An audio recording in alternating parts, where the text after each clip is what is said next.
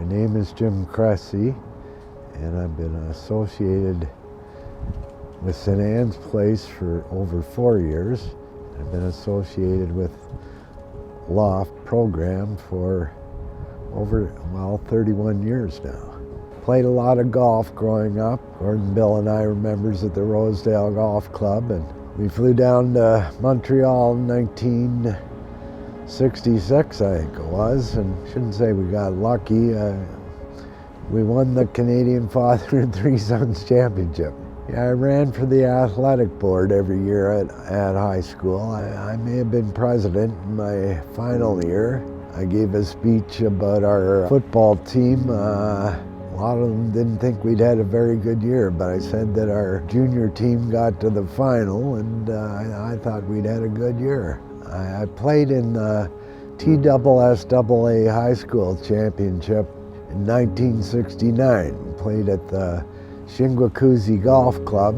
I went out. Yeah, I had a good round. I shot 79. I finished triple bogey to shoot 79, and I guess I won the Toronto High School Championship. I went up to University of Western in 1969. When I graduated from university in 1972, I was hired as the assistant manager at the Ontario Golf Association. Noticed something was different when I kept losing jobs. I had to, say to myself, what's wrong with me? I knew I had to go to the Clark Institute.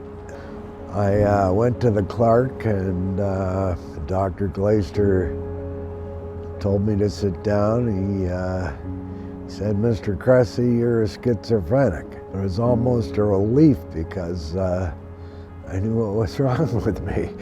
And I was almost happy that they knew, that they told me. I was at the doctor one day, and my mom said, "We think you should live here." She handed me a pamphlet, which I read over. It was about St. George House, and I learned about St. George House. After I read, I thought, it looks like a nice place to live. Yeah, Mom said, "We think you should live here," so I said, okay.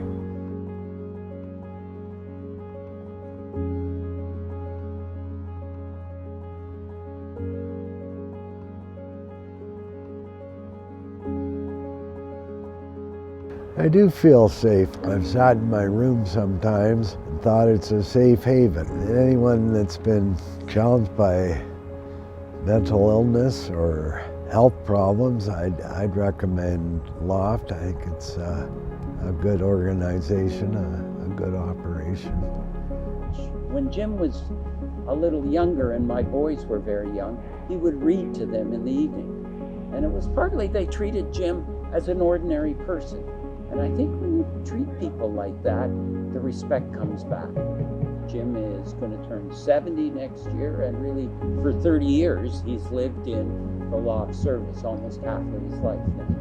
I guess the thing about anyone with mental illness, it's very lonely.